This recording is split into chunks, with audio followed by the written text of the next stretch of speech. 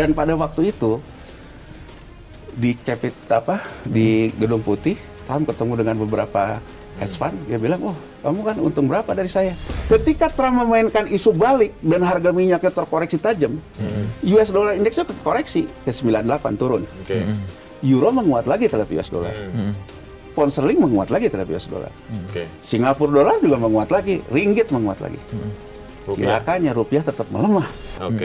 Nah terus saya ngelihat gitu, oke, apa sih yang dimau oleh Trump ini? Trump ini kan pengen Fed rate-nya turun nih. Nah kalau Fed rate turun ini kan harus turun inflasinya. Ada 3 kemungkinan nih Mas. Karena bulan Mei nanti nih Chair the Fed nih akan ganti ke Kevin Warsh. Yang baru ya? Yang baru. Kevin Warsh dalam testimoninya Trump banget. Pro terhadap Fed rate yang turun. Tapi yang menarik, Kevin Warsh bilang, tapi ini nggak akan kayak 2009 ya, yang aku bilang tadi. Jadi sebetulnya Trump banget, di dalam negerinya pengen suku bunga turun, tapi keluar negerinya pelit gitu, kurang lebih kan gitu loh, bahwa dia tidak mau juga mengguyur likuiditas keluar. Jadi kalau saya bacanya ini, ya di sini menurut saya agak ada perbedaan pendapat dengan cara Menteri Keuangan Purbaya ya. Kalau Menteri Keuangan Purbaya kan bilang bahwa ekonomi akan memasuki fase ekspansi. Nah bacaannya, walaupun dia tidak mesitir dari mana ya, kalau saya sih ngelihatnya mungkin loh, kan saya juga nggak tahu ya, mungkin saya dengan Purbaya sama ngeliatin testimoninya Kevin Warsh mungkin. Kalau dari sisi saya, ya saya merefer itu. Kalau Purbaya aku nggak tahu. Jadi kalau merefer itu memang kemungkinan kalau The Fed pilihannya ke bunga rendah, berarti kan inflasi rendah lagi. Berarti harga energi akan rendah kan. Berarti akan ekspansi. Tapi kalau saya sih mencermati omongan Kevin Warsh nggak begitu. Bahwa Fed rate-nya turun ya, tapi dia bilang nggak akan kayak 2009. Jadi fase ekspansi likuiditas keluar yang akan mengakibatkan ekonomi kita juga dapat likuiditas. Menurut saya, kalau berdasarkan ucapan dari Kevin Warsh, tidak. Jadi kalau kayak baca dari sini, drama perang ini nggak akan selesai. Dipelihara ini berarti? Dipelihara. Akan terus-menerus ya? Akan terus-menerus. Naik turunnya akan terus dimainkan terus. Ini alatnya Trump memang untuk mengakibatkan dunia bermasalah secara liquidity kan? Karena isu perang yang terus dipelihara. Tapi bahwa perang ini juga bagian dari game plan dia untuk money printing, itu sangat jelas juga kita baca. Nah jadi dari situ Mas, menurutku ada 3 kemungkinan nih. Kalau besok Kevin Warsh sudah efektif di Mei ini, harga minyak di-maintain di 100, mungkin menurut saya Fed rate tidak seperti yang dibayangkan orang cepat turun, atau harga minyak di 80-90, mungkin Fed rate nanti akan mulai turun, atau di bawah 70 lagi harga minyaknya, sehingga Fed rate bisa agresif. Turunnya berasa ya? Berasa. Nah sekarang dampaknya nih secara geopolitik nih. Kalau di sini jelas, menurut saya uang murah ekspansi ke banyak negara akan terjadi. Karena kembali lagi ke settingan pabrik yang dulu, inflasi rendah gitu loh. Kalau 80-90 menurut saya tetap dalam posisi ketidakpastian. Kalau di 100, seret. Nah saya baca gitu, apa nih yang akan jadi isu besar di 100 kah? Di 80-90 kah, di 70 lah. Trump bilang dia akan ketemu sama Xi Jinping di awal Mei. Betul. Jadi Mei ini akan banyak isu-isu besar secara makro sebetulnya. Perundingan Iran-Amerika, pertemuan Trump dengan Xi Jinping, pergantian Chair the Fed. Itu pergantian Chair the Fed menentukan ini ya? Menentukan. Jadi menurut saya, kalau Trump dan Xi Jinping kondusif, ketemu win-win, ya mungkin menurut saya bisa ada kemungkinan sih akan ke 70 lagi. Ke 70 lagi. Tapi kalau saya analisa kayaknya nggak mungkin karena Trump itu juga dia punya janji kepada industri migasnya kan. Jadi menurut saya kemungkinan besar akan dimoderat nih di 80-90. Dan mungkin bisa ke 100. Gitu ya. Nah, tapi ini kan never ending story nih. Kawan bersama yang saya lihat dari Amerika Serikat, meskipun mereka secara politik berbeda dengan Trump, tapi ada kawan bersama mereka. Mereka tetap menginginkan Amerika sebagai negara kuat kan, hegemoni US dollar. Jadi kalau menurut saya isu ini akan dipelihara. Isu perang ini. Isu perang ini, karena itu yang mengakibatkan volatility kan. Ambil untung itu ya. Ambil untung itu. Nah, Ini yang akan berdampak ke negara-negara kayak kita. Nah, ini nih. Itu loh, negara-negara kayak kita berdampak gitu. Karena kalau menurut saya kelihatannya sih Amerika, Cina gitu ya, kemudian Rusia gitu ya, kemudian Iran sendiri. Ya kalau dilihat dari sisi soal minyaknya gitu ya, Rusia jelas diuntungkan oleh keadaan ini. Indonesia datang pun dia bilang nggak ada diskon. Tetap harga normal. Harga normal. Jadi kan sebetulnya Rusia pun diuntungkan dengan situasi saat ini. Ya. Amerika Serikat juga diuntungkan. Walaupun Amerika Serikat ternyata ya chicken only gitu. Dia juga nggak berani untuk merealisasikan sampai ke 120 ya. Tapi dia kan kemudian mengkompensasi itu dengan goreng-goreng kan. Money printing kan.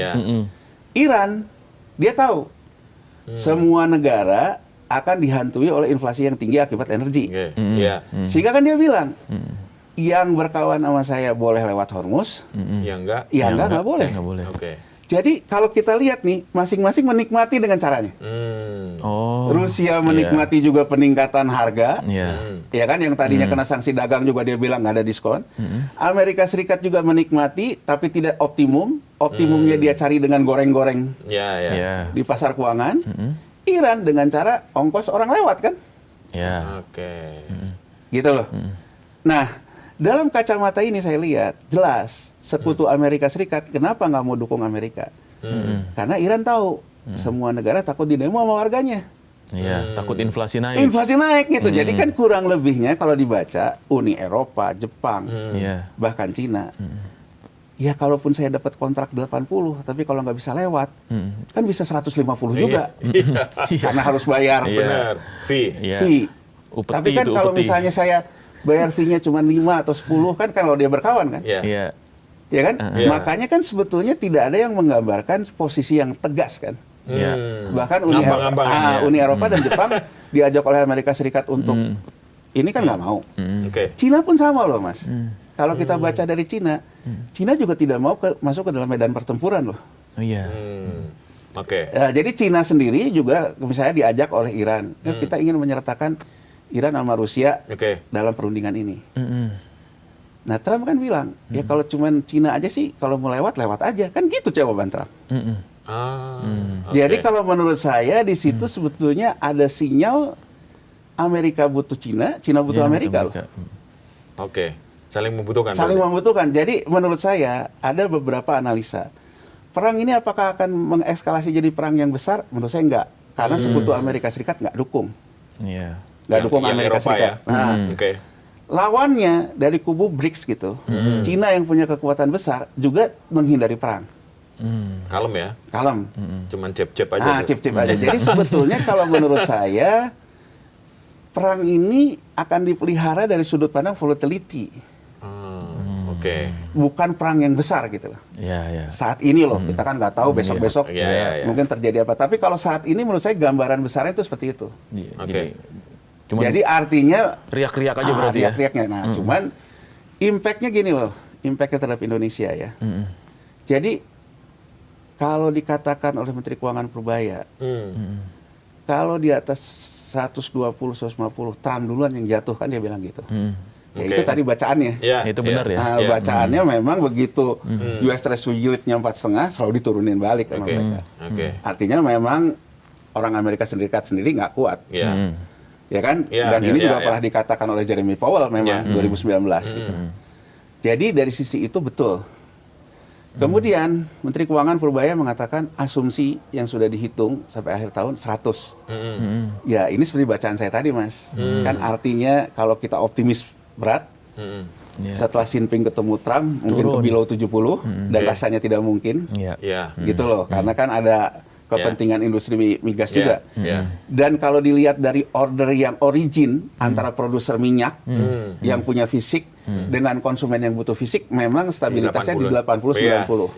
Jadi kalau menurut saya sebetulnya angka keseimbangan baru tuh di bulan ini kebaca sih di 80-90. Di luar ini akibat ordernya hedge fund kan, goreng-goreng duit.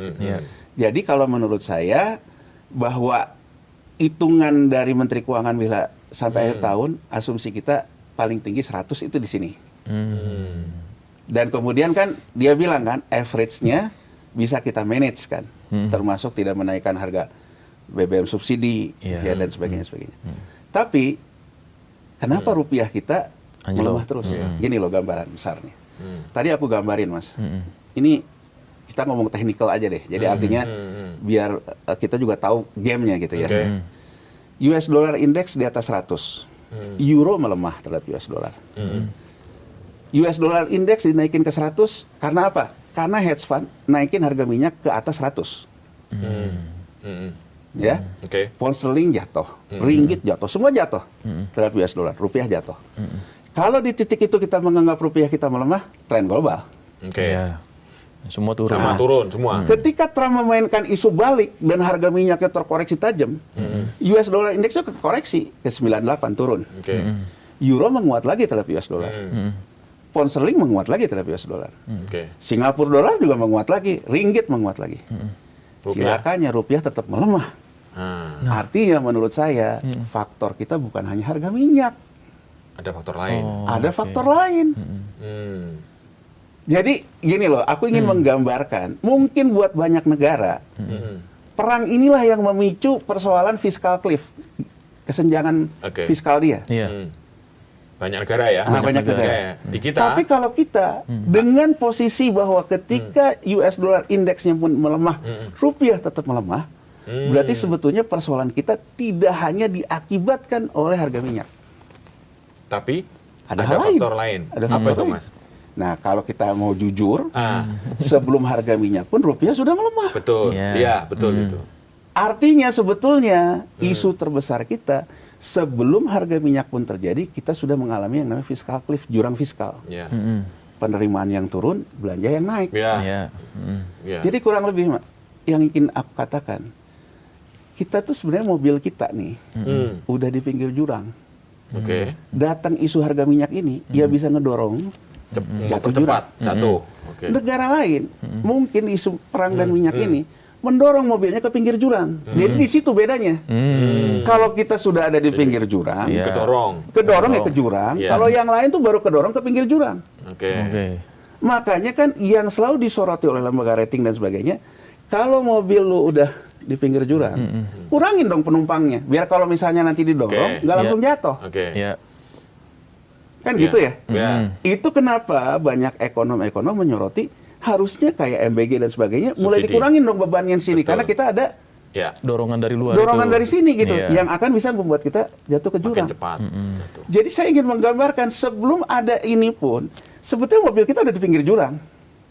Oke. Iya. Iya. Tapi ini kan yang selalu dibantah, kita banyak uang lah segala macam itu loh.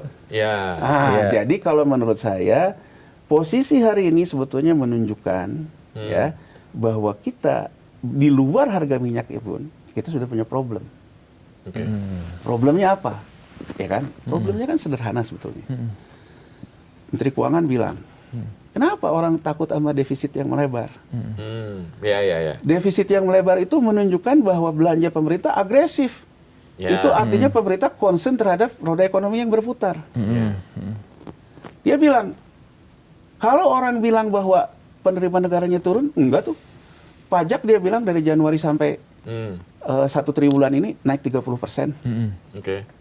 Tapi dia juga mengakui belanjanya naik lebih besar kan. Iya. Makanya defisitnya pun terbesar Terbesar. sepanjang Iya, sejarah kita. Sejarah kita, iya.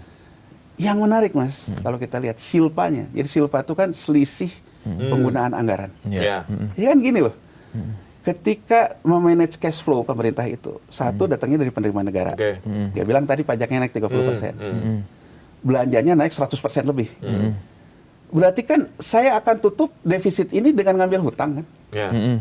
Ya. Iya. Iya. Yang menarik sebetulnya di Maret itu data bid ratio. Jadi bid ratio itu ketika pemerintah menawarkan surat utang ke pasar.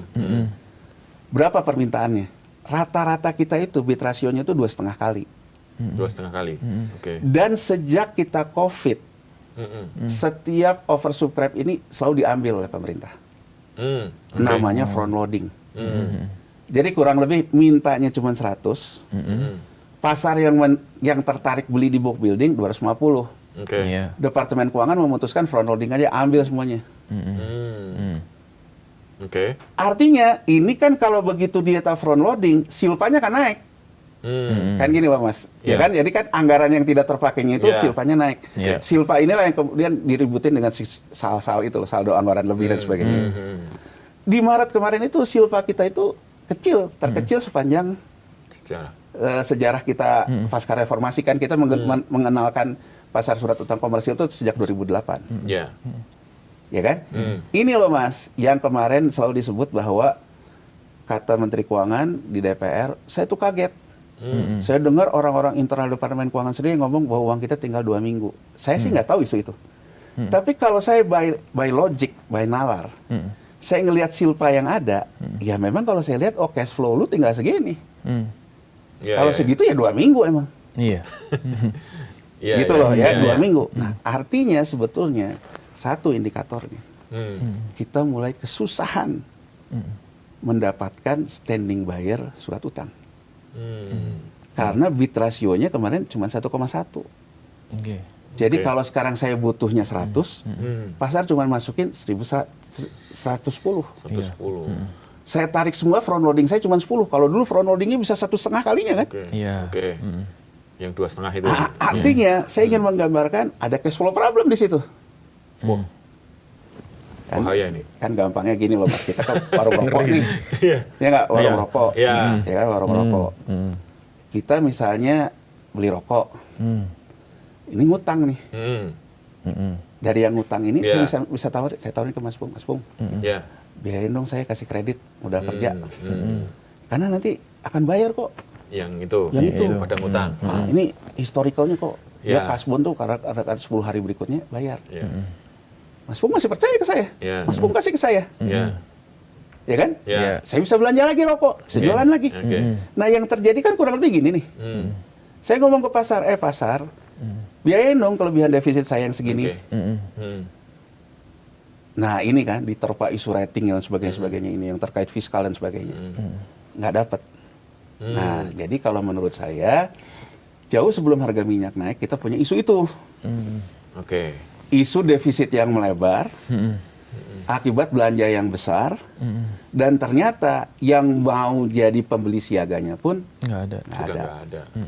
Dalam kacamata geopolitik seperti itu, kita membutuhkan lagi asing yang di awal aku cerita di 2016, asing lepas semua SBN kita yang akhirnya sama domestik. Artinya sebetulnya yang terjadi sekarang, domestik pun sudah tidak punya kekuatan lagi untuk membeli. Itu kenapa banyak lembaga rating kayak S&P, Moody's mengeluarkan outlook negatif terhadap pemerintah juga terhadap perbankan.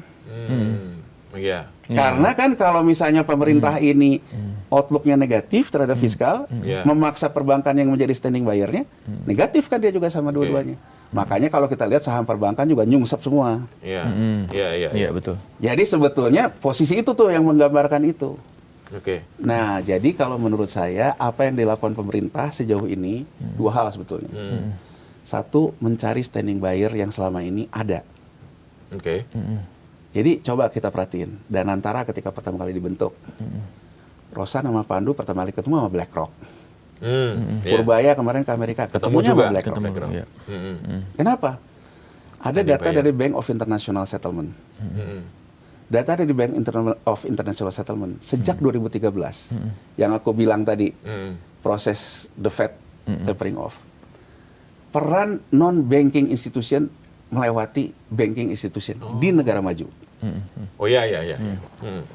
Jadi di negara maju kalah ya banknya ya. Banknya kalah. Orang lebih memilih nabung di non-bank dibandingkan bank. Produknya apa? Hedge fund. Dia dapat uang dari hedge fund di non-bank ini, dia salurkan melalui investment bank. Itulah MSCI rating segala macam itu loh. Jadi artinya proses kreditnya lewat pasar keuangan. Nah, data yang sama dari Bank of International Settlement, dananya masuk lewat instrumen hedge fund, investment bankersnya kemudian menempatkan kemana?